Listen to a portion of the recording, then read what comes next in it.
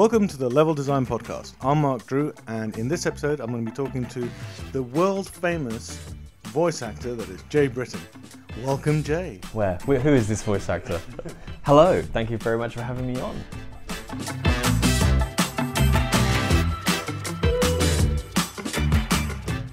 If you are a regular listener, I was going to say reader, but listener to this podcast, we are trying to look at the world of game development through the lens of level designers, and some stuff that's come up quite a lot on the podcast previously has been speedruns and streaming of that. And Jay, apart from working in games for quite a while now, I was going to look at your IMDb before this episode, but it's like you've done a number of titles. A few, yeah. Bizarrely, this is something that I only really realised recently, talking to game devs all the time, that might be at a studio who have now shipped 2 or 3 games. Right. I'm fortunate because of where I get dropped into the process that I've now worked, I think, on sort of 60 plus titles, so I kind of get to see 60 versions of a game getting shipped and being developed and the way it gets done. But yeah, I think 2009, I think, is my first game credit. A decade in games. So God, that makes me feel old. Sorry. That's my birthday. Also your birthday. Yeah, I'm really old now. Yeah, another year older.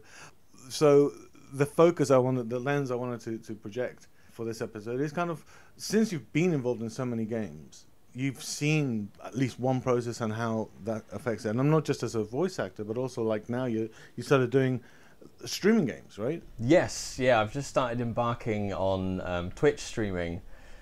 God knows why, as if I didn't need something else to do. But it's the perfect collision of all my passions of tech, because I come from a corporate IT background. So tech for me has always been a brain tickler. So tech and games, and gives me an excuse to just play very creatively free, because I don't have a script, so I can just talk nonsense about what I want to talk nonsense about in whatever voices I want to, and it gives me a chance to explore games with the community, which is a very interesting way to do it, especially with something. I've just been streaming Prey, and I've had people jump in who have played the game a lot, and they're like, oh, okay, yeah, go down this corridor, and sorry, I shouldn't mention corridors. Go down this corridor. It's okay, I won't twitch. It's just the PTSD coming in. And climb up here and through that vent and down there, and then open this door with this code, and you find this stash. It's interesting to see people's different approaches to it and how they play it. Especially in Prey, which is so open-ended. I mean, is the level design in that is, okay, so there's 50 million ways of that you can do something, and sometimes I think there was one level I did something and I was, as a player, going, is this valid? Yes. I mean, obviously you can do it, so it is valid, but I seem to have cheated by jumping on a wall and then onto something else and then climbed something, and obviously it's valid because they allow you to do that, but I was like, you didn't want me to do it like this, did you? Have I cheated? Yeah, I had that thing recently where I was trying to reach an objective, and the game mechanics and level design were all there for me to do it, but my head was trying to approach it in a very linear fashion, I guess to some extent like I've always approached games and how games have generally been, of, okay, right, the objective's over there, where can I see that's near it? Oh, that platform, so I probably need to find a way up there, and getting to that platform and then going, no, this doesn't work, and then sort of falling down my glue gun and accidentally firing and hitting the wall next to the objective. And I was like, oh, hang on, I can just build a glue staircase on the side of the wall and walk to the objective. There isn't this convoluted thing that I'm supposed to be doing, but my brain is going, yes, look, there's a platform there, I must hover and jump jet to here. Oh no, just use the mechanics we've given you and walk straight up. But it's all valid, right? It's like absolutely, you can go up the hard way, you can go the cheaty way, which I still think the glue gun in Prey is a cheat. It's like it's a little bit of a there's a chap I've been watching do Sekiro videos, and he calls it cheesing, like cheesing a boss. So what do you mean cheesing? I had no idea. So you find a little bug or exploit. So you can cheese. I don't know why they call it cheesing. You cheese the boss to make it easier, but the glue gun's a little like I'm cheesing the level design. I'll just glue gun up the side of the wall. But in the first stream of that, one of the people watching, and it was a weird, I don't know why, maybe it's the way my brain works, a weird moment when they were like, look up, Jay. And I don't know if it's, I mean, I've always played FPSs, if you can really call Prey that, but I wasn't used to sort of looking up in the full environment and thinking, I might, like with the glue gun, if there's an atrium above me, I can actually probably get there. Right. So, like, for example, the atrium in the lobby atrium. Exactly. If you go to the second floor, then there's those hanging sculptures that always looked to me a little bit too far to jump. But then once I went, oh, screw it, let's try it. Yep. And now you can go across all the monsters that are waiting below you. And, yep. You know, and that's enablement of it's saying like the world's your playground. Go play.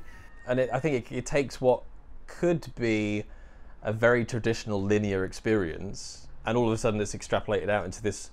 I mean, not 3D because the game is 3D, but the environment that you're exploring is suddenly, I need to look up and down and across these caverns and outside. And if I kind of go in this way and then bounce off that and glue gun myself here and all that sort of stuff, it suddenly becomes this is almost like a parkour thing that I can just approach in a number of different ways. And maybe a speed run in parkour through that would be interesting. I bet there must be a glue gun Prey speed parkour video out there somewhere. Beat everything just using glue gun. I can't. Those phantoms wind me up. Oh God, yeah. They're a nightmare.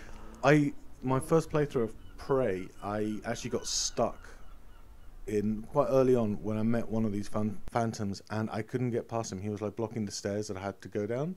I know the one. Yep. I've just fixed something on the right, which has got a recycling, and then there's some stairs going down. This is literally right at the beginning. I think it's near mechanics or something like that. Yeah. And I didn't have enough ammo, or nothing would kill him. Yep. And I hadn't upgraded all the things, blah blah blah. And I went, oh well, screw this. This game can go to hell. I'm out. Then I came back like second play and went, aha, I have the power now. Yep. I wonder if I can do this. Oh, I can. Yeah. And because I've just unlocked, I forget what they're called, psycho powers, psionics, yeah. Which again has suddenly opened up a whole new bunch of things I can do, which again changes the way I might progress through each of the levels, because that phantom that was an issue before that I only did to try and find a way around now isn't, and I just blow him up with my kinetic blast, and that's fine, and walk over his still smouldering corpse. What is really interesting about, I think, I know this sounds like the Prey podcast, but is that there are a lot of levels that are blocked, that you've got one thing or two things that you can do in it, but there's a third thing that you cannot do with it unless you've upgraded one of your powers to a certain level, right? Yes. And then you have to come back. And the first time I went to, wait a minute, this needs like a level 3 engineer, but I've just encountered it. Yes. So then already I'm primed in my head going, I'm going to have to come back here, aren't I? Yeah. Or am I going to ignore it? Because I'm thinking of a linear design, right? Like you go through a level and you're done with it. Yep. But in Prey, it's not like that at all. It's like, no, you're going to be back here, boy. Yeah, and it's taken me a while to twig that that's what the game was putting in place, because I went into it expecting, I mean, we've just been talking about Bioshock Infinite, and I don't know why, it's been a while since I'd played like an immersive FPS-ish sim. That's what I was expecting. A linear, get from point A, get the stuff you need, get to point B, then point B, get the stuff you need, get to point C until you reach the end. So when the space station actually opens out, and it's now suddenly go wherever you like. If you find barriers, you'll need to go somewhere else and get stuff and come back. It was like, oh, okay, this isn't linear.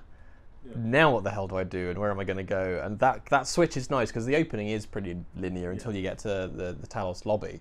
So that's a really nice switch up of, I can't repair this thing that keeps killing me by shooting electricity at me, yet I'll have to come back. Is a really nice switch up. And it opens it up as well. I think literally mind blown when you could go outside and you can. Yes. You're told you can go anywhere. Yep.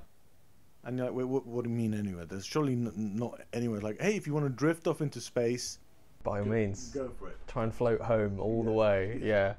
I wonder if someone's tried that. Like, I'm gonna float to Earth. Screw that. That's it. That's my next Twitch stream. Is let's get home to Earth in our space 4 hours capsule. Later, just you going. I've just only got to Mars. But I'm a big fan of games that just let you try and go anywhere. I mean, it's sort of where I first started nerding out about level design, was talking about like Sekiro and Dark Souls and all the From games, where more in Dark Souls than Sekiro, but they have that attitude of the game is open. I think it was Dark Souls 2 bizarrely, I think I played first. No, Dark Souls I played first, not Demon Souls, that's the original. So I played Dark Souls first, and again, the map's open. Walk wherever you like. You might find there's an enemy there who will kill you in a single strike because you're not powerful enough yet, but we're not going to stop you going there. And you know what? If you manage to run past that enemy somehow, great, keep going. Okay. Do they chase you in the enemies? I haven't played these games. They may chase. Some of them do chase you. Some of them don't. They'll have an eventual line where they just stop. But you can literally. I mean, it's very obvious in Dark Souls. Once you sort of get past the opening, you get presented with this campfire, which is your safe point to start with, and there's a road leading up the mountains one direction and a staircase going down the mountain in the other. You just go whichever way you like. Oh, really? So there's no light above the door going, you know, you should really go this way. And there's no NPC going, I think you should go up the mountain. Which don't even get me started on exposition through narrative. But just that ability of, from memory, I think if you go down the stairs, generally this is the hard stuff. You should probably go up the mountain really and start there. But the game never stops you from going wherever you like. It doesn't gate you in any way that, apart from not at all. The baddies are badder. Yeah, then I mean I don't even think from memory now. I mean, it was a long time ago I played Dark Souls particularly, but from memory I don't even think there's sort of pieces of kit that are used to gatekeep in any way. Particularly, there will be from narrative perspective, but it's very rare to suddenly find, oh, I don't have the special boots of lava that would allow me to walk across this lake. Usually it's done with the enemies, like you just can't get any further because this guy's too powerful. And this is a very interesting kind of gating mechanic, I think. Especially if you've got like such an open world. I mean, I think open world level world design is just like another jam that I can't get my head around. But I'll start with designing a room, okay? But, yeah. You know. But again, I think that's what's so interesting, and now it's going to turn into the From Software podcast. Yeah. Is what turned me on so much about those games is the way they use level design. Both narrative, they use it as a narrative mechanic, and a game mechanic. The level in of itself is a game mechanic, the way I experience it anyway, because the whole driving force in all of the From Software games is essentially exploration. Mm-hmm. The world is a mean and horrible place, but it's about exploring. How far can I get? And they put in this wonderful kind of gambling mechanic of every enemy you kill, you get souls from, and you use souls to upgrade your character. If you get killed, you lose all the souls you've collected. You've got one chance to get back to the point you died and pick them up again. But if you die before you get there, those souls are gone.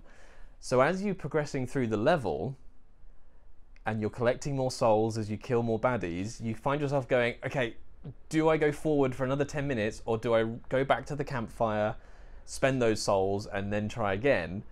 But because of the level design, you start to get this innate feeling of, okay, I've been playing through this area for about 20 minutes.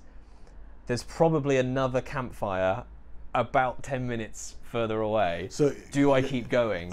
Do I gamble what I've got on me to try and get to this next save point?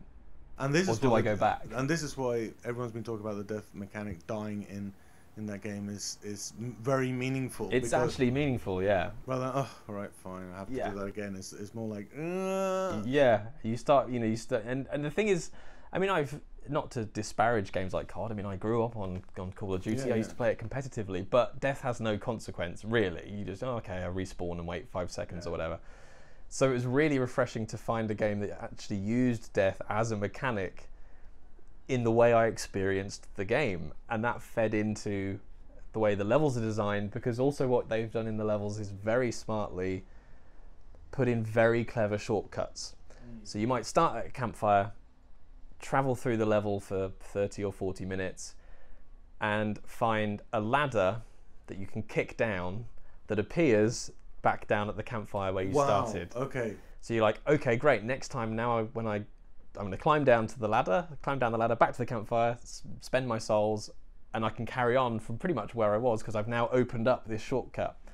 And you get that similar feeling of, oh, if I just keep going 5 more minutes, I might unlock a shortcut, which means I can not have to do the last half an hour again. And it's just the feeling of risk and reward and exploration that it creates, the way the narrative and the design and the mechanics, in my opinion, are all working in that perfect harmony to just create the tone of the game in that instance, and it's really impressive. There's a lot of different skill sets to get together to work so finely tuned, right? Yeah. Because it's game design, environment design, is level design, and narrative design as well. Yeah. But that's also very interesting seeing making the what some games see just as a failure state, as you're saying, COD, which is like you're dead, right? It's like it's a failure state, or not a failure state. It's just a to actually feed it back as a mechanic of like, right. So I was thinking one game I was working on Depot, we had an idea that if you do die, you'd find your corpse again. Oh, nice. You know, God, that's mildly terrifying. You know, here's all my failure laid out on the floor for me to see. And then one of the other thoughts was like, well, what if we get the corpses that you see are where other players have been dying as well? That's nice. nice. It's not a network game, but you know, you'd start gathering that data and just like, if you go through a level, this is where a lot of corpses are festooned. I like that. Not one for one, because otherwise there'll be like just piles of bodies. I can't get through the level, Mark. There's just corpses everywhere. Yeah, that would be a mistake I'd probably make. Going like, I mean, not that many people are going to play it, and they're like, just every time you load up the screens, just corpses falling from the sky. Yeah, but I think most games have that. Most games have no. I mean, you know, Prey is very enjoyable, but as an example, death in that only costs you the time it's going to take to replay it, and you replay that little section that you had. And this is odd because my biggest bugbear with a lot of that stuff is from a narrative perspective. Is if the game doesn't figure out that you've died 5 times and it keeps queuing up the same bits of narrative that you have to listen to over and over and over again. I just like, look, I've heard this 5 times already, game. You can probably stop playing because even mechanically, like, you know, in blueprints in Unreal, for example, you have like, oh, here's the 5 bits of narrative that I'll play, like, ouch, ooh, right? Yeah. And you do have an internal counter somewhere saying like, well, I'm not going to play the ouchie too much because you know, it's already had too many ouchies. Yeah. But yeah, you can say like, well, you've listened to this. It's just like either just show the subtitles or something. Yep. Yeah, I think games could be. I mean, in my head now, I've just popped in a game design idea that I don't think I've ever seen, where every time you die, the level changes. Yeah. But then death has a consequence, especially if it was a dungeon, and I use that term in terms of the design of it, not necessarily the aesthetic. Whereby if you'd got 20 minutes through this dungeon and you finally think you're getting to the end of it, but you know if you die, that dungeon's going to change. And you're going to have to go back to the beginning and figure it all out again. There you go, free game design tip for anybody out there. Like by the time this goes out, there'll be something out there going, God damn it, that was our USP for our game. It's done. But I find that interesting, the whole death mechanic. And I think that's why a lot of people go, oh, Dark Souls games are really hard. And I've always been in the camp of, no, they're not. They're not hard. What they're not is God mode, run through everything, you know, nothing has any consequence. All it is that it's actually a game where death has a penalty to it, and you can't just run straight through the levels. But that's always difficult, I think, in any kind of game design, is making death feel consequential. For example, I would think of Last of Us. Whenever like Joel died by the hands of the mushroom heads, what are they called? The clickers as well. The clickers, right? Yeah, exactly. Yeah. That and the sound of Predator, both things that scare the crap out of me. Yeah, they're awful. I can still picture the first time you meet a clicker in Last of Us. Is it a bus station? I think you're going through, but it's just like a corridor of lockers, and it opens out into like a bus waiting room area thing, and that's it just took us so long to get through that. But going back to failures to death states, that one was a painful one, and you never wanted to die like that again. No.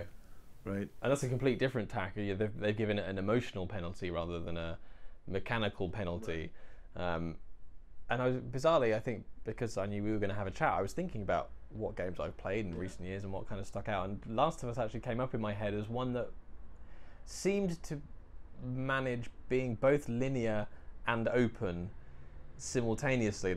I'm trying to think of a best way to describe it. Like, the levels were pretty linear. You know, you had to get from A to B, but I never particularly felt like I couldn't sort of meander a little bit. Yeah. And I think especially when the way they gave you the options in combat, again, another example of game mechanics and level design working really well together is because combat was quite open and you could, you know, you had lures and distractions and, you know, stealth attacks and ranged weapons and short range weapons.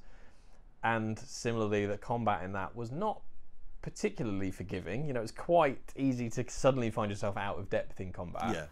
That the openness of combat kind of counteracted the linear nature of the levels to give you a feel of, I don't particularly feel constricted in the way I approach this. One level that comes to mind, and actually this was, I think, even in the gameplay trailer, like before it came out, that was where, or was one of their demos before even the game came out, which is where I think you're Ellie and you're in a hotel and you have to chuck something and they go, huh, what's that? And they like, oh yes, do you know what I'm talking about? And you go hiding and you go you know, ducking behind stuff, and they go into one room, you go into the other, kill the one guy, and then hide, and all of that. And it was, even though that's just a hotel with a hallway, a corridor with just rooms off it. Yeah. But it does feel like you're much more in charge of the space rather than the space is just leading you. Yeah, very much so. And I think, well, like you say, the option of I could go into this room and do this, or I could go down here and do that, or I could just charge down the corridor and try and machete everyone, which usually ends up Leroy Jenkins! Leroy! At least I got chicken! Yeah. God, I love a bit of Leroy. Yeah, just having those options seem to... when I think back of it, I don't think of it as a particularly linear... Yeah, but it is. I mean, it's like literally completely linear. I mean, even, I would say Bioshock was a little bit linear. Like, from what I remember of Bioshock, it was like, well, you're going here, you're going here. There's not even that much loop back or like open area or like hub and spoke design, apart from some of the smaller areas, like the. I remember with the garden area, there was quite a bit of coming back and forth. Right. Through it. You know, go and get this poison from this flower, and then come back to the hub, and then go and get this poison from this flower. Well, that's a bit later on, but I think in the first few levels, is quite a lot of it is pretty. Yeah, linear. I'm going to be wrong. People are going to write in and go like, "You're an idiot, Mark." No, I mean, the whole Bioshock series is my favourite series of all time for lots of different reasons. I'm controversial because the third one is my favourite, Bioshock Infinite. It's very different. I think it's controversial because it's different. I mean, it's kind of part of the Bioshock verse. You know, but it's kind of if I took the names of them and I show you Bioshock Infinite and Bioshock 1, right? Different games, right? They could have had different games, and I don't think there's that much continuity between them anyway. No, there's overlap in the end of Infinite back to Bioshock. Okay. Because, spoiler alert for anyone listening to the podcast, in Infinite there's this huge bird called the Songbird that you fight, a big mechanical thing.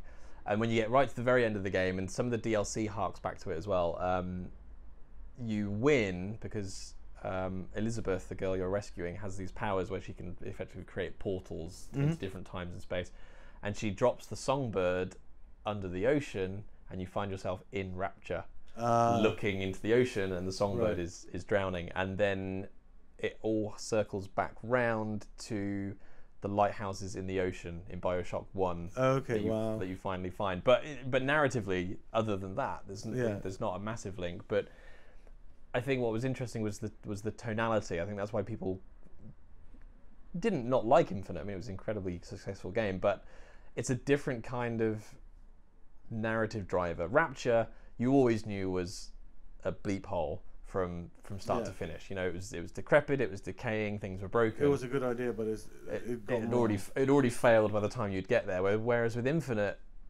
the start is everything looks glossy and is wonderful and is perfect. This perfect utopia, and then slowly you scratch away at the surface, and you actually get to see it all fall apart. And I think that it narratively, it's a very different tone. It was slightly more insidious in Infinite than the obvious way it was in the original Bioshock and Bioshock 2. It was all sort of slightly a little bit more psychologically disturbing in Infinite. Right. For me personally, anyway, compared to Bioshock. Bioshock, it was all very obviously there. Okay, it's all wildly, gone to poo-poo. what's interesting there is we like seeing these dystopias, and sometimes I think what's hard is showing the dystopia happening. Yes. Right? Does that make sense? Because like, all the zombie films are like, okay, so we like to see like the world go to shit really quickly. Yeah. But then what? And okay, so people are going to shout The Walking Dead, but after a while you go, right, this is it's not about The Walking Dead. This is about, it should be about humanity coming together very quickly, right? Yes. They don't want to have so many seasons of it not happening. The reverse end of the valley. Yeah. Everyone likes the decline and not so much the coming back up again the other side. But I think we were saying just earlier actually about the way they do that in Infinite.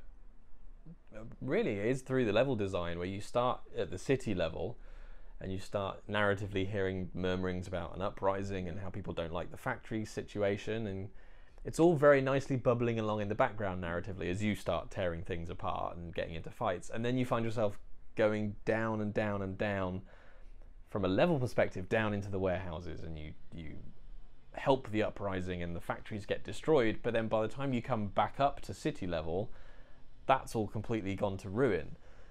So you actually get to kind of live through it. But I remember coming back up out of because you literally take a big elevator down to the factory levels, and I remember coming back out again and the elevator doors opening and going, oh crap, okay, so everything really has gone to shit here. And that was really nice, just to hit that tone of, you went from utopia, you down, kind of very analogous. You went down in the elevator and to the lower classes, and like and struggled your way back up, and look at the struggle. Yeah, and now look what's I'm gonna have to bleep happened. this episode out a little bit. But yeah, sorry. It's actors. Can't help it. But I think there's a really interesting point that you've made that I have to make a mental note on, is that looping back to the same level is always interesting, but it's even more interesting if you've changed the original state. Yes, right? Absolutely. So I've been working on a game, not going to promote it too much, but you have to loop back for some stuff, but it is much more interesting if, like, when you come back, something's changed, especially in horror games, right? Yes. Because, for example, that campfire, yeah. It's always safe. Yes. Like, you have a safe area. Yeah. But it's interesting that's where you have to keep coming back. If you take the safety away from the safe area, right? Yeah, yeah. Or you find, or even worse, you find that the big bad has been to your safe area and now gone. Oh yeah, absolutely. And I think at some point in Dark Souls, occasionally, they've done that where a campfire you had has gone out, and you get there and like, oh, okay, right, I need to carry on going. And I think there's that thing about, I haven't even played this game, and I'm you feeling really stressed. Need to. It's so good. I'm going to start streaming them, actually. I'm going to do playthroughs of them all because I love them so much. But there's no reason why, obviously, player agency can't be reflected in the nature of the level. Sort of thinking about that quasi-game idea of if you die, the level changes. Yeah. I love seeing that, because I think occasionally, I mean, narrative games are fantastic, of course, and it's great to see the narrative stories they're getting told, but you don't always have to have a feedback loop that's all based on narrative and exposition.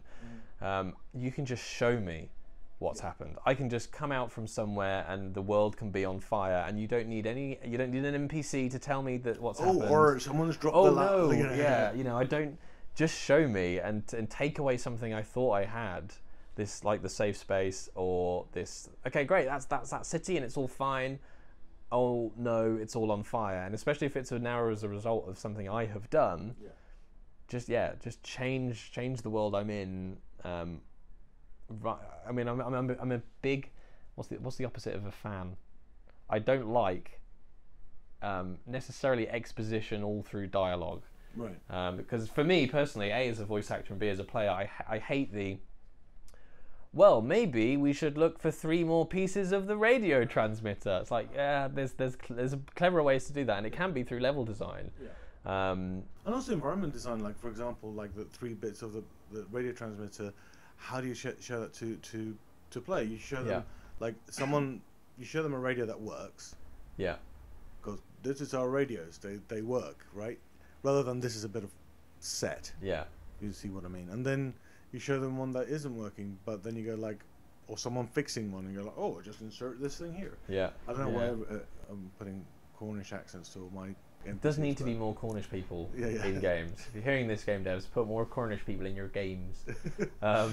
But yeah, and it's a very difficult thing to get right, because obviously games are an inherently different form of media than film or TV, where people can just walk off and get bits for radio transmitters. At some point, you're probably going to need to prompt the player. But I'm always a fan of games that find either intuitive or just ingenious original ways, rather than just, I mean, I'm probably doing myself out of work now, because I'll lose all the jobs of NPCs going, I think we should move on from this area. You've really been around this campfire far too long. Yeah, that sausage is definitely cooked. Yeah, and I love it when a game surprises me with a design mechanic or a level mechanic or an environment mechanic. This I'm just like, that's a smart way of doing that. I really like that. I mean, Prey's pretty good at the way it does it, actually. There's not, I mean, you've got the AIs, January and December, who kind of, right, they're feeding you your objectives, fine, but that's another thing, I guess, from a design mechanic. Don't take me out of the world. So Prey, I did find myself going into the map a lot and actually reading signs in the game world of, well, what floor am I on, and where's my elevator and all this sort of stuff. I love it when a game doesn't take me out of the game to give me information. What's it called? Metro Exodus. God damn, that's exactly the one I was about to reference. Oh, really? Oh, yeah. Great mind. Yeah, like, are you thinking of the map? Yeah. Yeah, it's great. Just, I mean, it still takes up almost all the screen. Sure, but you've not gone into a disparate menu that's out of the world. It's still there. And that's a very simple thing. Mechanically, that's actually fairly simple. Is Yeah. I always love when it's always those little things that make me smile as a player, and it's like I kind of want to, thanks Dev, thanks for keeping me in, because ultimately we kind of play games because we want an emotional journey, or we want to feel like a badass at some point. It's like, maybe give me one of the two. Take me on a nice emotional journey, or just make me feel cool for a bit. And being God, I forget the character's name. Dimitri? No, Anton, thank you. I said his name so many times because I did promotional material for Metro Exodus. Oh, really? If any of you listening played Metro Exodus at a games conference, I was the voice of the tutorial that guided you through it before you played it. And I wow! By the way, I said Metro Exodus not knowing that you worked on it, so it's not like I'm plugging. It's all right. It was only promo stuff, but there's like a 25-minute walkthrough thing that they put up as well, which I narrated. So I said his name 1,000 times, and I still couldn't remember it. Now you have to say it in a Cornish accent. Is it Anton? Anton. Heavy O's. But yeah, I played that game because I want to be Anton. Right. So let me be Anton, picking up the map, and while I'm out there, trying to avoid the dogs and avoid the electric storms and all this sort of stuff. And you're right. It's like you immerse in any game, and especially the ones where first person perspective, whether they're shooters or whatever. But taking me out of that is kind of clunky, right? Yes. Yeah. I always like it when I think it's in Prey, because I think I've mentally remembered it. When you look down, you can actually see your feet. Yeah. I always think that in any FPS where and I look down. The shadow down, as well. Like the shadow, I can see the shadow when you're climbing, and I was going like, wait, they're doing actual climbing animations. Yeah.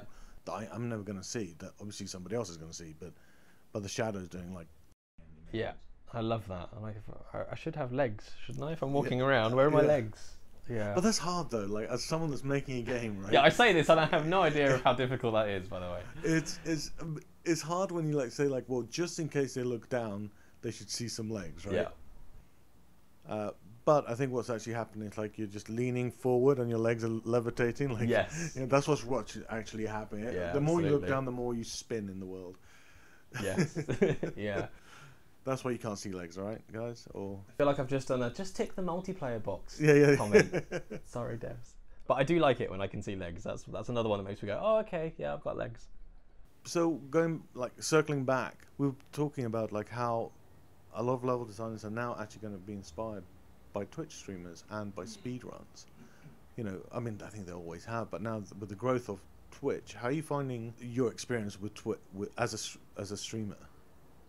Really interesting, from two angles, I guess. One, as someone who works in the industry, it's interesting for X reasons, and then as a gamer, it's also interesting. Just my experience of trying to play a game while Twitch streaming is very different from just normally playing a game.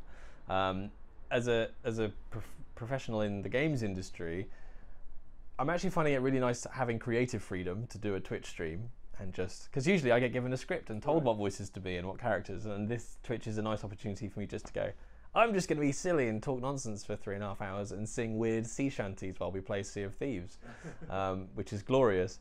As trying to experience the game whilst Twitch streaming is very interesting, and I have found myself becoming slightly reliant on the people watching to help me get through the game. Well, that's part of it, right? It's it's communal. I think there was a big growth of people watching gameplay, right? As in like on YouTube videos, right? Not without interacting, and then the natural next step is watching somebody else play. Yeah. Maybe something that you've played because you can't be bothered to play it. I don't know. Yeah. Or you're also enjoying somebody funny and playing it, right? Yeah, somebody like I basically my Twitch channel is branded as just an idiot plays because I can't concentrate. I can't be funny and chat and ad-lib songs and try and read objective heavy narrative stuff like in Prey. So I'll completely miss clues, and then chat will be screaming at me going, "You idiot, it said just go down the elevator shaft." Oh, okay, thank you. Yeah, it took me about 3 hours at least of gameplay of Prey to twig that the grav shaft that you just walk into and they send you up a level, and I got stuck because I just hadn't twigged that. I hadn't twigged that the green, the blue ones you can go up, and the red ones you can't, right? And chat were like, you just walk in the lift, Jay. I was like, oh, okay. Oh, that's how it works. But that's and like that's a weird lift, actually. Like it is a weird lift. It looks more like an engineering thing that I absolutely should not walk into. Shimmery and stuff. Yeah, it's going to kill me. And also, like when you go in, it just kind of like cranks your head round to the exit position, and it feels a little bit like someone's just grabbed your head and just like gone. Yeah, I'm sure I shouldn't be in this lift. Yeah. But I mean, I was very much a Twitch viewer first because. I mean, I don't often get to see the impact of the work that I do in games. So it was nice it started with me watching people streaming Elite Dangerous, which was one of the first kind of bigger games that I did. And I mean, I think even to be a player of Elite Dangerous, that's a big time sink, right? Yeah, and the Elite Dangerous community is without a shadow of a doubt one of the best gaming communities I've come across. They're wonderful people. And I stumbled across a Twitch streamer who had found my audio logs somewhere out in space. So I started watching her channel. I have to give her a shout out, Pumpkinberry on Twitch. She's wonderful. And I suddenly started finding myself going to her channel like listening to the radio. Even if I wasn't watching the gameplay, I just enjoyed hearing somebody talking through a game and playing a game and hearing their thoughts on a game. And then you start to realize that there's these communities of people, like you say, who just actually...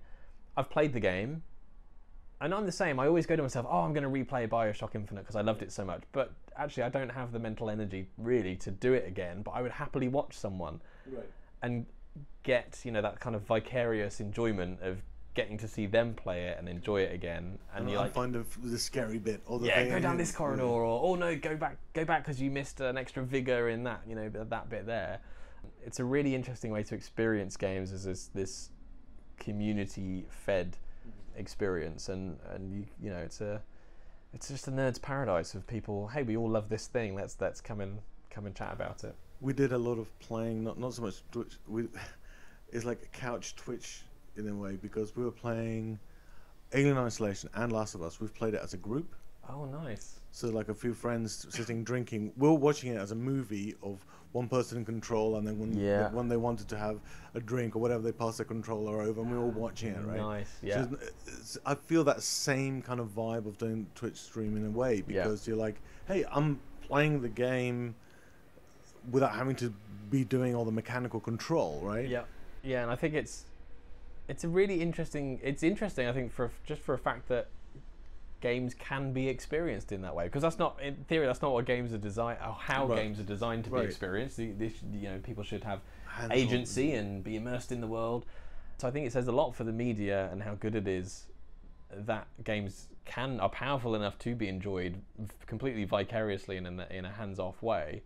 I think that says an awful lot. And I've completely forgotten what the point I was going to go on to say, because I got segued off into that point. But yes, the fact you can watch a game. I think there's some sort of games. So, for example, that's how you could enjoy Prey. Bioshock and Alien Isolation, for example. But I don't know if you'd enjoy like first-person Call of Duty, because that's a reactive sport-like thing, or like. And there's a mechanical feedback loop there that I think is inherent to your enjoyment. Yes. Of the to the experience. Otherwise, you can see it as a sport, but and that's slightly different. But rather than look, I'm going to watch Matey play I'm going to be told off by everyone that says like we watch Matey playing Call of Duty. It'll be big esports, I should think. Yeah. No, but that's more esporty, right? Because you're not trying to look at one person playing. You're trying to see how the whole team is working. Oh yeah, absolutely, right. Yeah. I mean, interestingly, whenever I get approached by new voice actors who want to work in games, and I go, do you play them? And if they say no, I say, well, that's cool, but go and watch, go on YouTube and search for like Last of Us playthrough, no commentary, so you can actually watch the game and experience at least how what the stories are like now, what the performances are like now. I've done that with some games because I don't have that much time, and sometimes you have to do research for a game and say, like when we're trying to do a mechanic like XYZ, right? Like Metro Exodus or something like that. And I'm like, well, okay, great. I don't have the time to now go and play 80 hours of Metro Exodus, but I could watch a little bit whilst I'm doing something else, right? You probably shouldn't touch the Dark Souls games, and I think I had 300 hours on Dark Souls, the first one, and then probably at least the same on the second one. And I do get obsessive about certain games, so like it's fine, but I find them weirdly meditative. I was like, they're really hard. I'm like, no, they're not. I just attack, die, respawn. Attack, die, respawn. Slowly get more powerful. Attack, kill him. Next. Yeah, punish me game. So if someone wanted to come and watch an idiot play games, where would they go to? They would go to twitch.tv/Jay Britton. Mondays, Thursdays and Saturdays at 7:30 GMT. Apart from this week because I'm at Develop, so it'll just be Monday and Saturday. So no Twitch stream today because it's also your birthday. And it is also my birthday, yes. I'm going to eat food. Eat lots of food. Lots of food. Good times.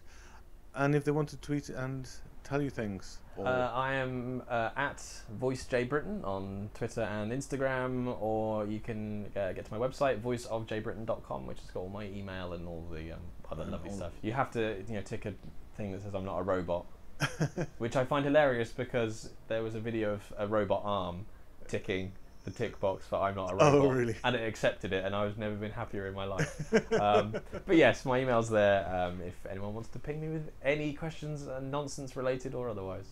Awesome. Thank you so much. If you want to get in contact with us, we are show@leveldesign.fm. Thank you. Thank you. Bye.